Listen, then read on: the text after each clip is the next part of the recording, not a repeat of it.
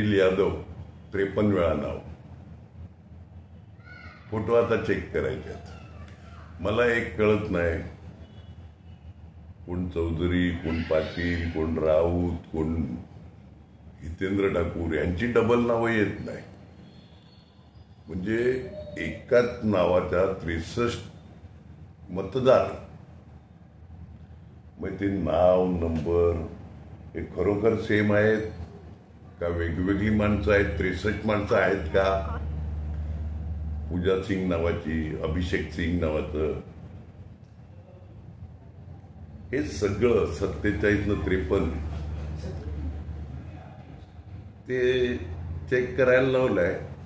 तर तुम्ही फक्त 6 नावांचं घेऊ नका,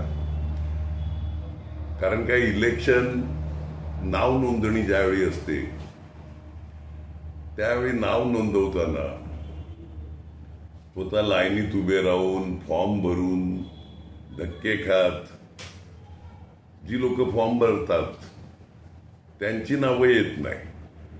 पण हे ऑनलाईन वगैरे कुठून येतात, काय येतात, आणि सगळे बाहेरचे हे कशा प्रकारे होते ते इलेक्शन कमिशनलाच माहिती असेल. काय मागणी आहे तुमची याच्या पुढे? नाही, फिजिकल चाचपणी व्हावी. फिजिकल मतदार यादी आणखीन ती माणसं तिकडे आहेत का ही चाचपणी व्हावी. का सगळी बोगस नावं भरल्यात. म्हणजे गेल्या लोकसभेपासून विधानसभेपर्यंत 132 नालासोपारा ह्याच्यामध्ये 75,000 मतं वाढली. मग कित्येक मतदारसंघात 75,000 वोटिंग होत नाही, आपल्या इकडे नावं 75,000 वाढली. म्हणजे हे न कळणारं कोडं हे आहे.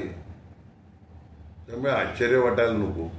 आता उद्याला फक्त यांच्या पसंतीचेच लोक नगरसेवक म्हणून निवडून घेतले असतील तर इलेक्शन घेतात तरी कशाला? नावं हे नॉमिनेट तुम्हीच करा ना, इलेक्शन कमिशनरला नॉमिनेट करून द्या नावं उमेदवारांची, आणखीन निवडून आलेल्यांची. कशाला पाहिजे ते तमाशे?